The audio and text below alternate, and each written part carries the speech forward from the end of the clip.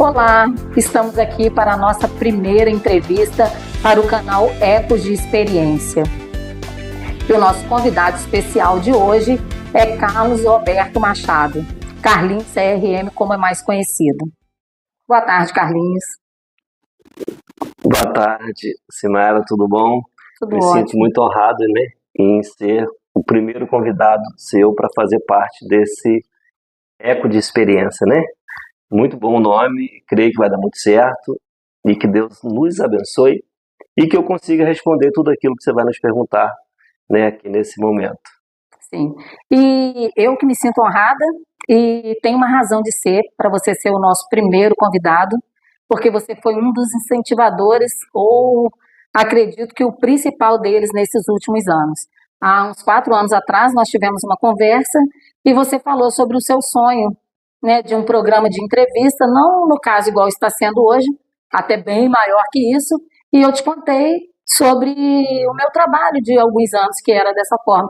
E ali despertou dentro de mim o interesse, essa intenção de fazer esse programa, de convidar pessoas para contar histórias de superação, histórias de vida, histórias que vão trazer algum bom exemplo, histórias que vão fazer mudar outras vidas.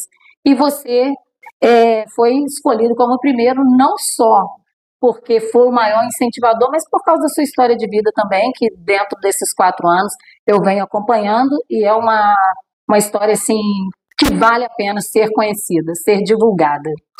O que você está falando, que eu comentei com você, era que eu tinha vontade de fazer, mas não fiz ainda, que era eu tipo assim, reunir alguns empresários, reunir as pessoas em Rio das Ostras para ter aquele momento ali de um evento que seria, o que estaria acontecendo ali? A minha história. Alguém ia ser escolhido naquela noite para falar sobre ele, sobre a história de vida dele. Porque às vezes a gente conhece as pessoas, fala do hoje, mas esquece da história, ou nunca sabe da história. Então a intenção minha na época que eu falei com você era isso, e que você falou que você até fazia antes, que você chegou em Rio das Ostras, ficou meio apagada, por você mesmo, mas eu sei do talento que você tem, por isso que a gente despertou esse assunto. Então, é onde nós estamos aqui hoje fazendo essa primeira entrevista, e vai vir muitos pela frente, com outros e outros, eu tenho certeza disso, contando as suas histórias. Porque a gente olhar para a pessoa e falar da pessoa, Simara, é fácil. Mas e a história da pessoa? Então é isso aí que despertou em você, que é o que você já fazia também onde você morava, Sim. Os programas que você tinha, tudo isso aí vai voltar. Amém? Sim. Então vamos lá, nossa história. Sim, eu creio, com certeza, é a primeira e virão muitas outras, e eu quero te agradecer mesmo por essa confiança, por esse incentivo, por você ver aquilo que nem eu vejo, mas eu creio que realmente é um projeto que veio do coração de Deus e vai dar muito certo. E agradeço por você ser o meu primeiro e depositar essa confiança, porque é uma questão ainda a gente ainda não tem um público, um conhecimento, mas eu creio que a partir de hoje isso vai abrir novos horizontes e com certeza alcançaremos o nosso objetivo. E que depois eu conseguir continuar te pedindo autógrafo, Que você vai crescer, Essa é a ideia, brincadeira, não tem essa pretensão.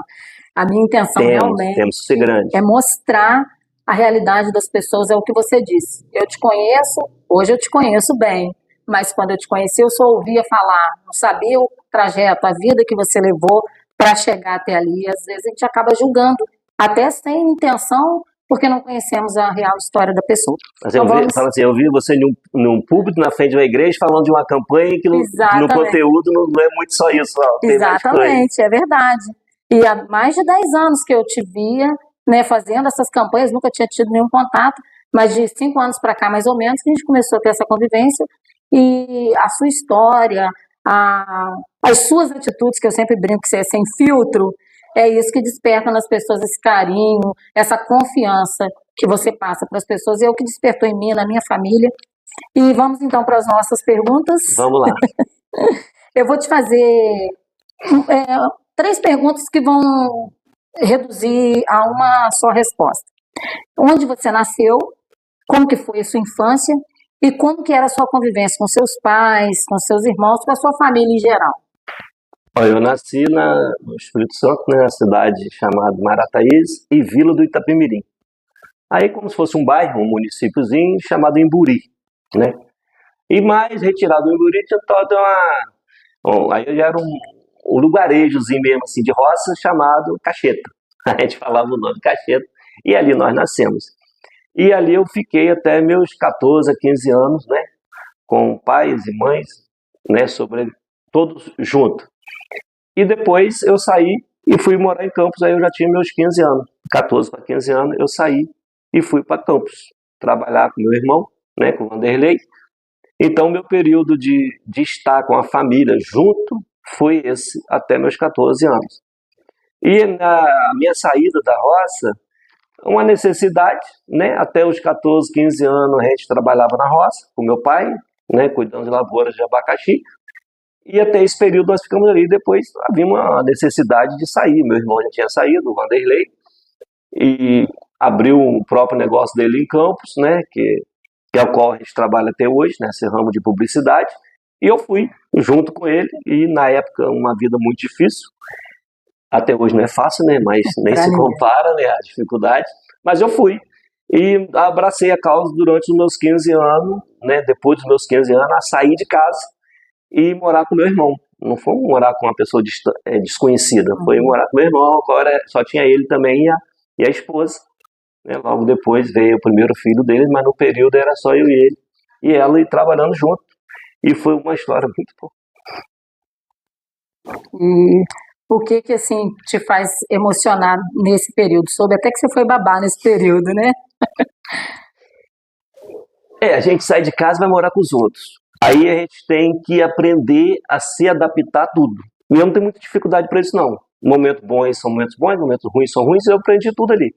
Então, logo quando veio a primeira filha dele, né, a Aline, né, e estava ali junto, cuidando. Mas antes disso, eu tive um período no Rio. Né, antes de eu ir para Campos, eu fiquei um ano no Rio também. A casa da minha irmã também, a qual, quando ela teve a primeira filha, eu também ajudei a cuidar, que eu não dei nada disso, e ajudei a cuidar. Aí depois que eu voltei para o Espírito Santo, lá para Maracanã de novo, e voltei para a roça. E quando eu saí da roça, hoje eu tenho 51 anos. Quando eu saí da roça com meus 15 anos, quando eu saí aonde meus pais moravam, ainda não tinha luz. Então, quando eu saí para ir para a cidade, de onde eu saí ainda era vela. Lamparina, né? Lamparina. Aquela fumacinha que vai só pro nariz da gente, o nariz né? todo, então, eu posso dizer que até a minha infância, até o período que eu vivi na roça, onde eu morava, não tinha luz. Uns anos depois que meu pai saiu logo para um outro lugarejo, que é a qual tinha iluminação, tinha luz. Então, o que me emociona é que na época, que nem a senhora perguntou, é justamente isso, é você viver aquela dificuldade toda e superar aquilo ali. Então, foi muito bacana, muitas histórias ali que ocorreu de querer desistir, entendeu? A dificuldade vinha, saudade de casa, vou embora, vou desistir. Aí vinha os problemas, não é porque irmão, tinha outras pessoas que depois começou a trabalhar junto, teve um dia que eu desisti. Eu acho que a história bacana foi essa, quando eu falei assim, eu vou parar. E eu decidi mesmo que eu ia parar. E até voltei para o Espírito Santo, aí vou voltar para a roça de novo, vou trabalhar. E quando eu chego lá, eu fui num culto à noite, e quando eu estava no culto lá, Deus usou o pastor e falou para ele assim, vale mais um pássaro na mão do que dois voando. Aí ele foi muito decisivo para mim, porque Deus estava falando, é melhor você ficar onde você está do que você voltar, que vale mais um passo na mão do que você tentar dois que está voando. Aí isso foi um sábado, quando foi na segunda-feira, eu já estava com a minha mochila arrumada de volta, e por incrível que apareça, meu irmão apareceu lá de novo e eu embarquei no carro e voltei para Campos.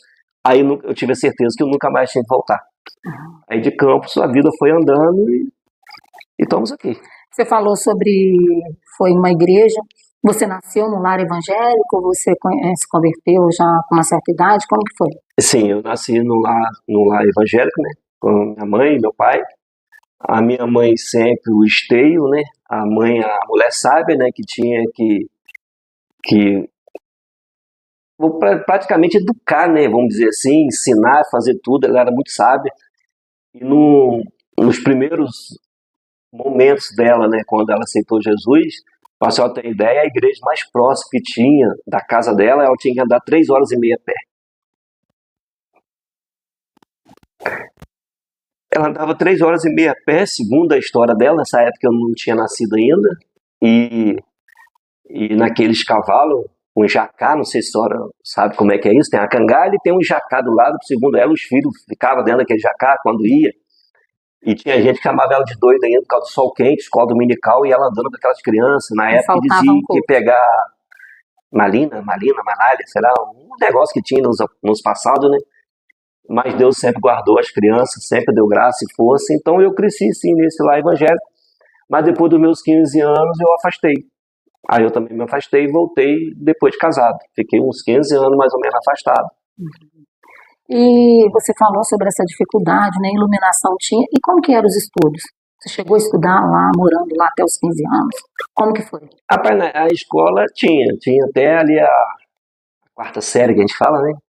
Então lá na roça só tinha isso, entre quarta série. Você, primeira, segunda, terceira, quarta série. Você ia a pé, ia para a escola quando vamos dizer assim, quando desocupava um saco de arroz ou uma sacola de açúcar de 5 quilos, era a alegria das crianças, que a sacola estava novinha, para botar o caderno dentro Era e ir mochila. para a escola. Era mochila. Essa era a mochila de vocês. Isso aí. Eu acho que não só mim, muitas pessoas viveu isso, né? Tem muitos amigos que eu converso hoje e tinha. E no período de escola teve muitas histórias de brincadeiras, de briga, de diversão. Tem alguns amigos hoje em Rio das Ostras também da época, que é muito engraçado. E foi bom, foi um período. Mas aí esse período que eu fui para o Rio, que nem eu falei para você que eu fiquei um ano no Rio, eu me dediquei muito a estudar no Rio. Quando na roça, pelas dificuldades, mas quando eu cheguei no Rio, praticamente foi um ano que eu fiquei lá, que em um ano eu estudei. Terminou os estudos. De manhã às 7 horas da noite era dentro da sala de aula. Então me ajudou bastante até a gente desenvolver o que a gente desenvolve hoje, através desse um ano que eu me dediquei a estudar lá. Aí deu para completar aquilo que a gente precisava dentro do estudo. Então, vamos falar assim de agora, né? Sim. Hoje você é presbítero, né? Isso. Da Igreja Assembleia de Deus Duque de Caxias. É pai de 3 meninas, avô de 3 meninos, esposo da mulher mais elegante que eu conheço, eu sempre falo isso com ela. Não é nenhuma demagogia, porque elegância para mim é um conjunto. E a irmã Leilda ela é esse conjunto, é por dentro e por fora. Deus te presenteou, né, com uma esposa. Mas, e você tem uma dedicação muito grande à família, não só à sua família, mas às famílias em si. Tanto que o que nos aproximou foi isso, né? Sobre família. Hoje você é responsável pelo culto da família na nossa igreja. Até ano passado. Né? Era, até ano passado, mas ainda não mudou, né? A gente não teve uma mudança ainda nessas funções, mas é a sua função sempre, você está sempre fazendo um trabalho voltado para isso, campanhas de libertação, as vigílias que são muito conhecidas. Eu, quando morava em Minas, já ouvia falar dessas vigílias, era um sonho meu poder participar um dia, e hoje eu praticamente faço parte, né?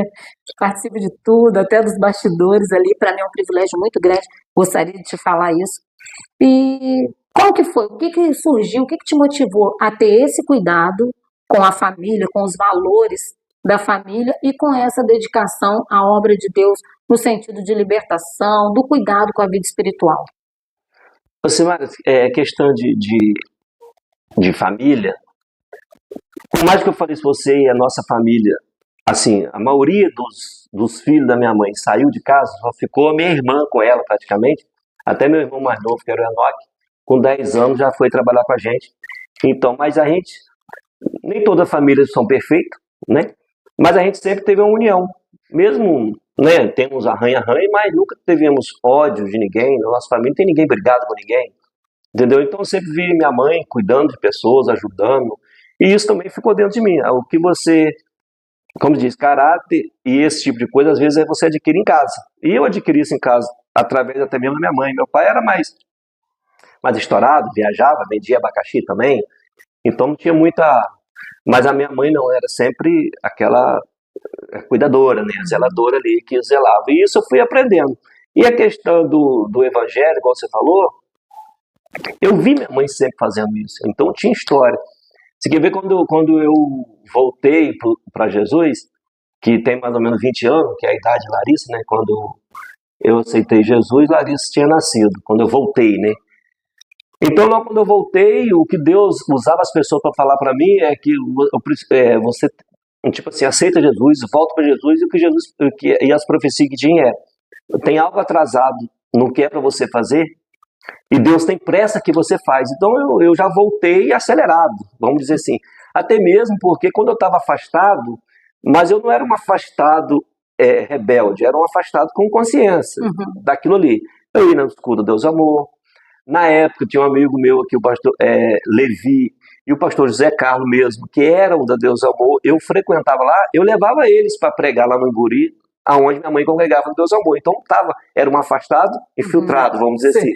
Aí cheguei a levar eles para vigília aqui em Cantagalo, então tinha meu pé ali participando das coisas. Não estava em comunhão com uma igreja. Isso aí, mas estava junto ali. Aí quando eu voltei para Jesus, uma das viagens dessas que eu fiz daqui para São Pedro mesmo, já levando o pastor Eliseu para pregar, veio essa coisa na minha mente: vamos fazer uma vigília? Vamos fazer uma vigília. Aí vamos fazer a vigília no galpão, então o galpão já era meu mesmo, é uma firma, só temos a mão de obra de transformar um local de trabalho para uma vigília. Mas se torna fácil, hoje é hoje. Então, mesmo com muita correria, a gente conseguiu fazer, e aí começou as vigílias e foi vindo. Aí não só a vigília, acabava sendo a caminhada dentro do ano, que a gente faz, a caminhada para Jesus, e faz um culto ao ar livre, faz um culto na praça. Então, esse evangelho ficou entranhado ali, até mesmo inspirado no que a minha mãe fazia. É que nem teve um período, que eu não sei se a senhora chegou a saber, que eu ia lá para o assentamento, São Pedro da Aldeia. Eu fui para lá ajudar uns irmãos. Aí começou um culto, eram lá, umas visitas, e foi, depois falaram que ia parar. Eu falei: mas parar por quê? Não tem por que parar. Aí falaram: então você fica aqui. Eu era diácono ainda, nem tinha tanta experiência de dirigir o culto, mas aceitei a causa. E ficamos lá fazendo o trabalho. Aquilo que as pessoas viam que era dificuldade, que daqui lá dá quase 1 hora, 2 horas, dependendo do trânsito. Eu virava para as pessoas e falava assim: minha mãe andava 3 horas e meia a pé. O que é 1 hora, 2 horas de carro, com ar-condicionado, para minha mãe que andava a pé? Então você sempre tinha o que se espelhar, o porquê que estava fazendo. Talvez daí veio esse negócio de família, de querer lutar pelas coisas, de querer lutar pelo evangelho, porque você tem uma experiência que a minha mãe praticamente foi uma das primeiras lá na localidade, quando aceitou Jesus, que caminhava essa hora, 1 hora e meia, 3 horas e meia a pé. Então é onde ficou essa garra de brigar, de querer incentivar, de lutar. E a senhora pôde participar das campanhas, conforme você participou, da campanha de libertação, e você ali junto, você vê as pessoas chegar no culto, começar uma campanha com o semblante todo destruído, e depois você vê o semblante dela alegre, e você vê que foi transformado naquele culto. Isso é gratificante. Eu posso dizer que não tem dinheiro que paga, e não tem nada maior do que essa alegria de você ver alguém transformado. Saber que você cumpriu, né, o que Deus colocou na sua vida. É isso aí, a gente está cumprindo, está fazendo ali um pouquinho do ID, né? Exatamente. E lá atrás, Simara, falar para você, quando eu saí do Espírito Santo, fui para Campos. Aí trabalhamos um bom período em Campos. Aí chegou uma época quando nós começamos, talvez você vai perguntar, iria eu perguntar isso depois, eu já vou responder. Aí chegou um período que a gente teve que sair de Campos. Começamos a prestar um serviço para a Prefeitura de Macaé. Aí a gente começou a trabalhar em Macaé. A gente vinha e voltava, vinha e voltava. Aí ficamos mais ou menos 1 ano nesse período. Foi aí que surgiu a oportunidade de realmente ter que sair de Campos e vir para Macaé, com a empresa. Aí tinha que fechar Campos e vir para Macaé. Ficou um momento de muita dúvida, de muita incerteza, vai dar certo ou não vai dar certo, mas aí eu pedi a Deus um versículo, uma palavra de Deus na Bíblia, e dentro da Bíblia, eu e Deus, dentro de um quarto lá na casa da minha mãe, eu e Deus ali na caixinha, não era nem na Bíblia, na caixinha de promessa, não sei se peguei já as caixinhas de promessa. Sim, e eu pedi uma palavra a Deus ali, e naquilo que eu estava pedindo a Deus, o primeiro versículo que Deus me deu falava bem assim: "Ide que eu estarei contigo". Ali eu tinha muita certeza do que eu estava fazendo e que ia dar certo. Não era uma decisão minha sozinho, era eu e do meu irmão. E nisso que Deus me deu aquele versículo que falava: "Ide que eu estarei contigo", aí eu pedi um outro versículo a Deus ainda para confirmar, se eu preciso de uma confirmação. Aí Deus me deu outro versículo que falava assim: "Cuidado, o devorador está junto de ti". Então ali eu tinha certeza do que ia dar certo, mas que também não faltaria dificuldade.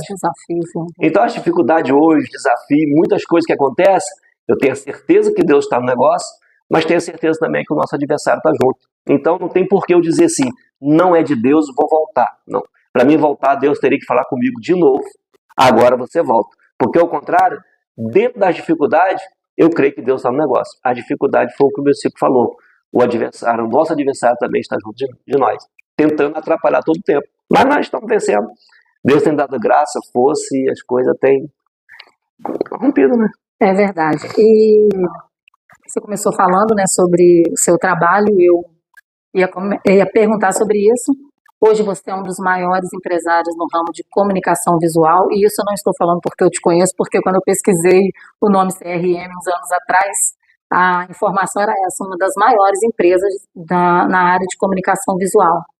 Você contando como que foi o início da sua vida, essa trajetória toda, como que é hoje, sabe? Eu sei que você não se vê, assim, com essa grandeza no sentido de se sentir o melhor, mas de saber que seguindo tudo aquilo que Deus te ordenou, tudo aquilo que você foi consultando a Deus e o resultado é esse. Como que você se sente? Você atribui a isso, a essa obediência, a seguir aquilo que realmente Deus veio colocando para você?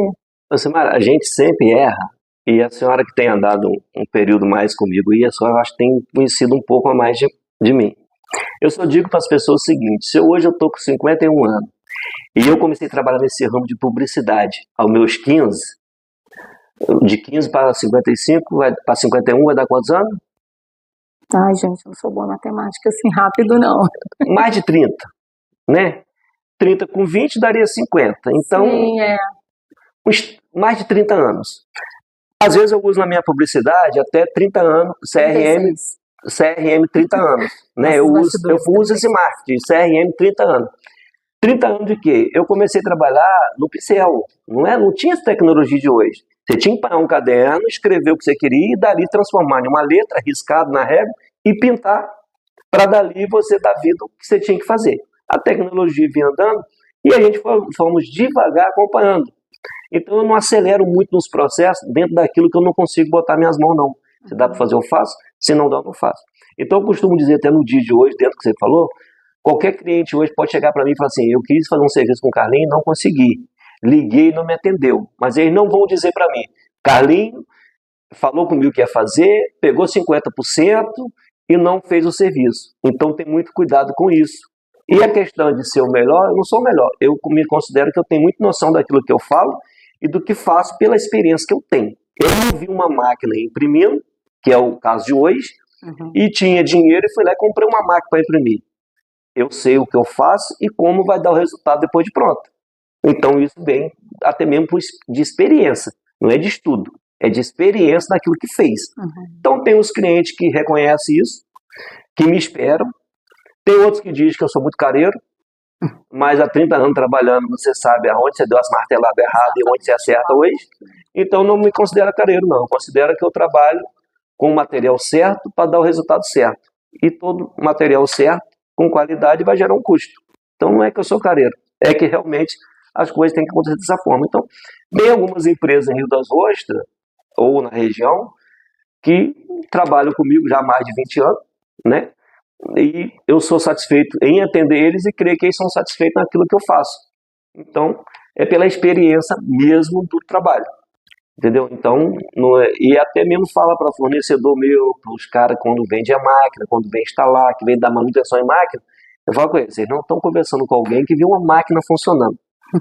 Vocês nem sabem talvez o que vocês estão falando, mas eu já sei pela experiência do que eu já vivi. Aí eles concordam, dizem: realmente você é diferenciado de todos que a gente atende e do que a gente conversa. No que você fala, você tem noção do que está falando. Aí, talvez seja essa experiência aí que fez a gente estar nessa... E esse maior que você falou aí, eu não vejo isso não, né? Mas você falou que é a maior, então é Mas maior. Se você pesquisar na internet, é a maior empresa de comunicação visual da região dos Lagos. E, Carlinhos, agora vamos falar de política. Isso para você é um assunto interessante e imagino que você queira falar sobre isso. Você já foi candidato, né? Participou da última campanha, infelizmente não chegou a ser um vereador, é suplente, mas me fala sobre essa experiência na política, hoje, como que você está com relação a isso? Ô, Simara, a política, tem muita gente que acha que a gente já está vivendo, ou que tudo que faz é política. Não é. Nem tudo que faz, tudo é uma política, mas não, os interesses não são de política. Mas, porém, se eu sair na época, que nem eu te falei, que se eu sair de Campos E vim para Macaé e de Macaé para Rio das Ostras. Fiquei ligado entre Macaé e Rio das Ostras, portanto que a empresa era intermediária, está no meio do caminho, Macaé e Rio das Ostras. E quando eu saí de Campos, eu saí para me vir para Macaé, para trabalhar com política, e Deus falou, ide que eu estarei contigo, eu estou dentro do segmento. Porque eu vim trabalhar com a prefeitura é política. Então, naquilo que eu comecei trabalhando, tinha um rapaz da agência, que ele até começou, Carlinhos, você podia ser candidato, e eu acho que isso era em 2004, se eu não me lembro. Que eu cheguei a fazer, tem umas camisas, tem um colega meu que até mostrou uma camisa dessa, que tinha nela escrito 2004, falando já sobre política, e ficou aquilo na mente. E depois achei legal, me candidatei à política, pelo que vinha fazendo. A primeira eleição a gente teve 270 votos, né? Uma experiência bacana. As pessoas sempre dizem que para se ganhar a eleição tem que ter dinheiro. Eu aceito, mas não concordo. Então continuo na minha linha de pensamento. Gastar você gasta. Você não tem como dizer que você está andando para lá e para cá e não tem que ter o gasto. Aí a segunda eleição foi para 570 votos. Fiquei como suplente. Foi na época de Marcelino, houve eleição suplementar. E eu entrei, fiquei 2 anos e meio ali de vereador. Não foi uma experiência ruim, gostei. Tem como você ser muito, vamos dizer, ser um ajudador realmente, mas pegamos um momento difícil, porque no mundo ninguém viveu uma pandemia igual nós vivemos da Covid. Então eu já entrei na Covid. Aí veio, dentro da Covid, 2 anos e pouco ali, Covid, e tentamos sobreviver e sobrevivemos. Veio a eleição, eu fui para... Me candidatei, já estava dentro da vereador, me candidatei de novo, fui para 600 votos em um período de pandemia, a qual a gente, querendo ou não, a gente acaba tendo um público que é evangélico, por você ser evangélico. Não que eu faça política dizendo que o meu voto é evangélico, eu quero só voto evangélico, porque a política é para Rio das Ostras. Se você é candidato, é como tem gente que pergunta assim, você é candidato de qual bairro? Eu não sou candidato de bairro porque eu não sou presidente de bairro. Eu sou candidato para Rio das Ostras. Então, você tem que atingir toda Rio das Ostras. Então, a mesma coisa de evangélico. Seu foco é evangélico? Porque você é evangélico, você acaba sendo visto pelo evangélico. Mas você tem que ser todos. Você tem que fazer para todos. Então, para todos os lados você tem voto e para todo lado você busca. Fiquei de fora, perdi a eleição.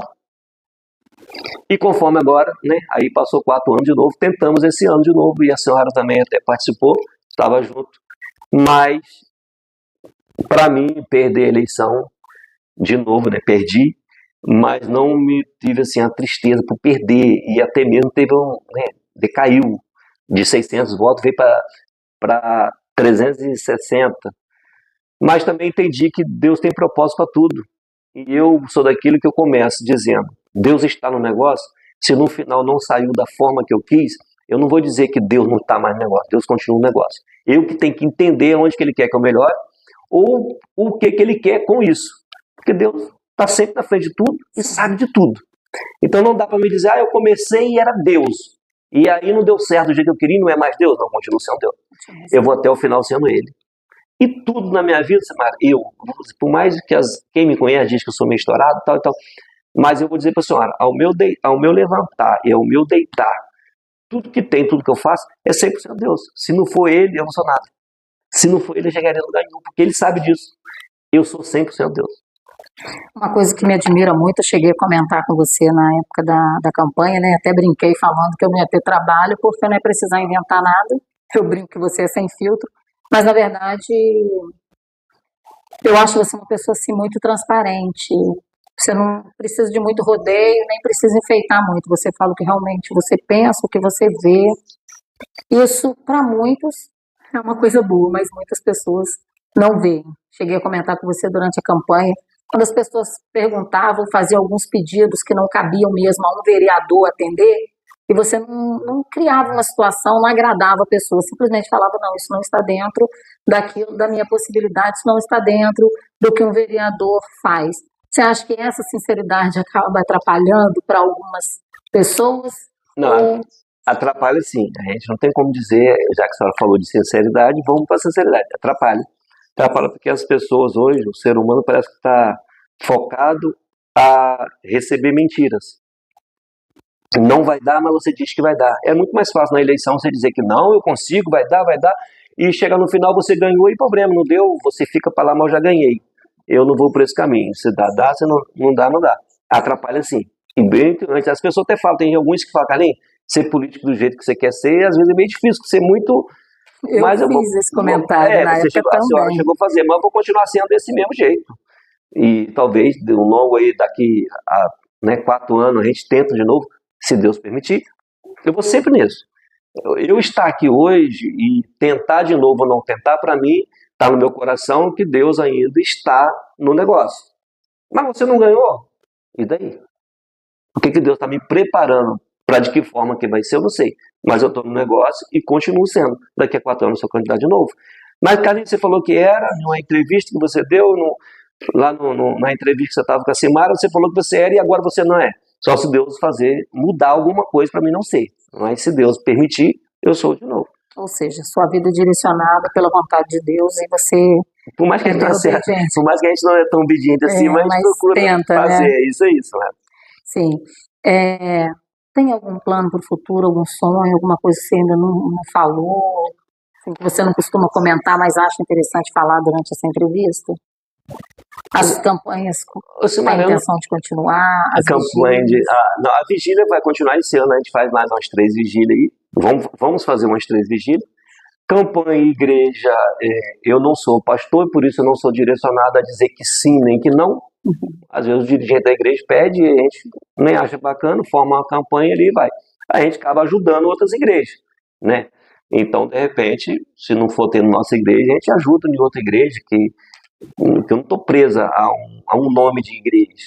E nada proíbe você ajudar alguém. Tem o pastor Eliseu, o pastor Zé Carlos, tem um monte de pessoas que a gente... E sempre ajudando alguém, né? E sempre tem alguém procurando. Sempre tem alguém, Carlinhos, tem um pastor conhecido, uma cantora.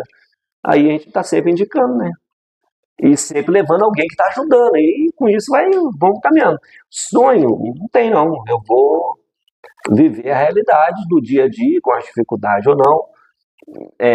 Voltando na eleição, perdi a eleição, mas o nosso partido teve muito sucesso, conseguimos fazer 3 vereadores, o prefeito ganhou, então tem 4 anos pela frente, só tem 3 dias, né, que começou o ano, 4, exatamente, eu acho. Então tem bastante tempo. Tem muito tempo aí para frente e vamos deixar aí acontecendo. Tá bom. Carlinhos, todos nós vivemos algumas experiências marcantes, né? No seu caso, você teve alguma experiência marcante? Tem alguma coisa, ou que seja na sua vida secular, na sua vida espiritual, tem alguma coisa assim que marcou algum ano, alguma situação que te marcou de alguma forma? De experiência que eu já falei, que me marcou muito, foi justamente as decisões que eu tive que tomar, né? Uma delas foi quando a gente teve que mudar de campus para Rio das Ostras, né, para Macaé, e que eu tive que ter um particular com Deus ali, aquela experiência de ouvir Deus falando, e de que eu estarei contigo, foi muito forte. Isso foi muito forte mesmo. E nesse período também, antes de eu chegar a essa decisão, teve uma outra decisão também, que eu estava em campanha, fazendo a campanha na época de Silvio Lopes ainda, para a agência, e era um momento de dificuldade ali, e que meu irmão estava em Campos e eu estava em Macaé sozinho. E ali a decisão era, meu irmão me ligou e falou, Carlinhos, se aí não tá dando, vamos embora para Campos, vem para Campos, que eu estava em Macaé nessa época fazendo a campanha da política, não da prefeitura, da política. E o rapaz da agência falou assim, Carlinhos, se você decidir ir embora, outra pessoa vai fazer e aí não tem como voltar mais. Aí você vai perder a vez. E eu tive que virar pro meu irmão e falei, vou ficar por aqui, não vou não, você fica aí que eu vou ficar aqui.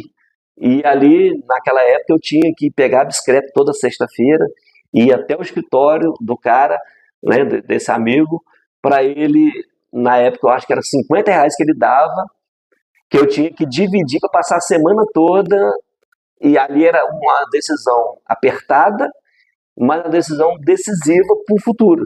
Pensando já no que poderia vir com isso. Então foi uma decisão certa. Se eu ouvisse meu irmão, eu tinha voltado para Campos. Na dificuldade, tinha voltado para Campos. Porque você passar a semana, você e mais quem estava junto com você, sem dinheiro, apertado, com R$50 na época, dava para comprar uma salsicha, um macarrão, né, vamos dizer assim. Aí foi decisões realmente decisivas. Entendeu? O que você fez quando acabou a campanha. Para ter uma ideia, a eleição era no domingo, eu consegui sair de Macaé para ir para Campos no sábado.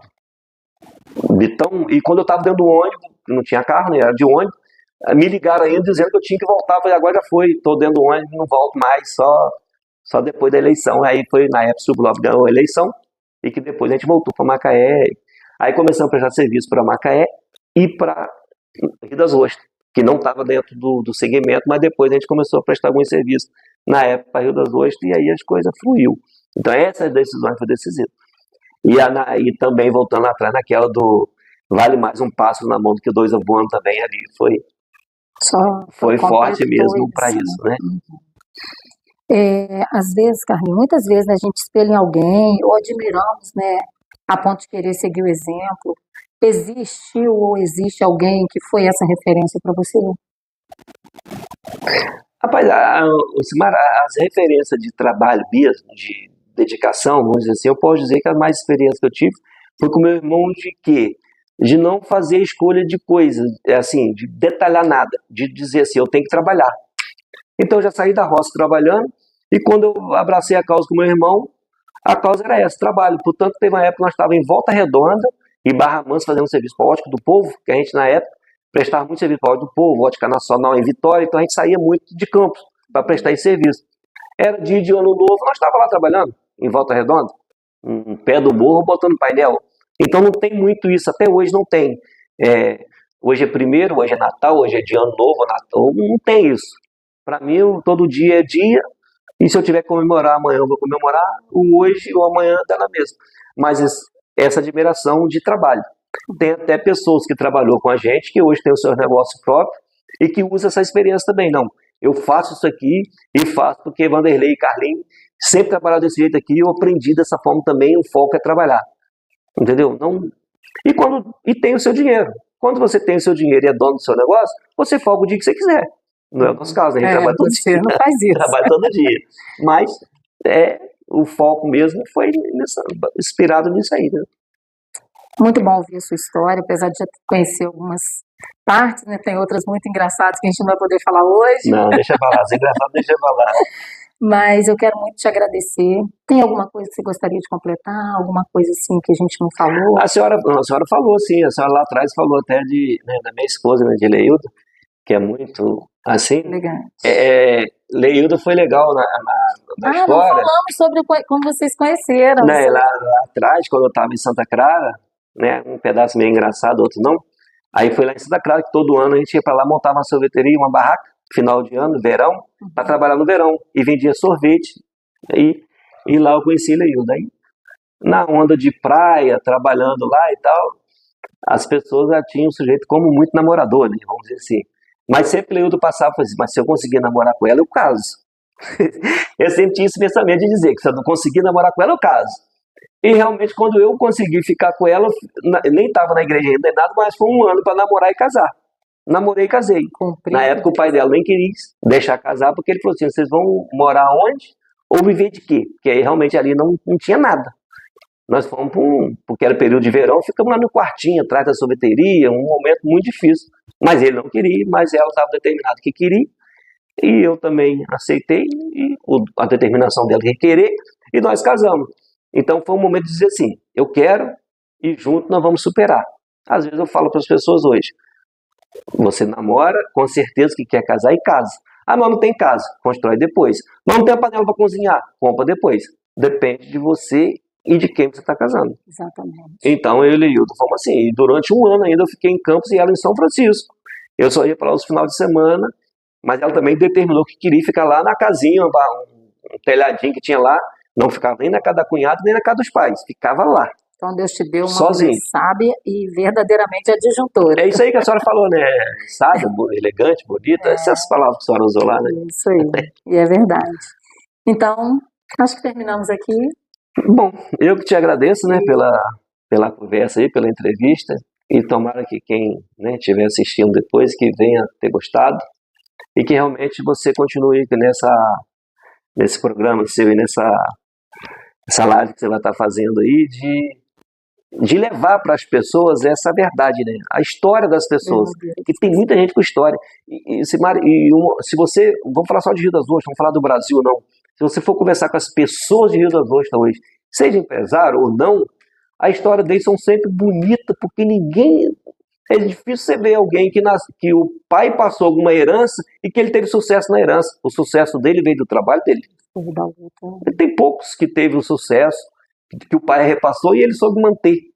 Então, vai ser sempre bom, você sempre vai ter uma história boa para você estar divulgando aí. Eu acredito, e mais uma vez eu te agradeço pela confiança, principalmente pelo incentivo esses anos todos, por ver, como eu já repeti, aquilo que nem eu consigo ver. E foi uma honra muito grande para mim conhecer mais um pouquinho da sua história. Acredito que tem muito mais história. Com certeza vamos voltar a conversar novamente em outro tempo. Muito obrigado mesmo. Tá, é o que você falou. A gente vê aquilo que a pessoa não vê. Você falou que você pesquisou e viu que a minha empresa é uma grande empresa. Eu não vejo nada disso, mas você está vendo. O Google também vê. Então, obrigado. Você você tem talento e vai dar muito certo. Deus te abençoe, tá? Amém. Obrigado. Um abraço. Outro.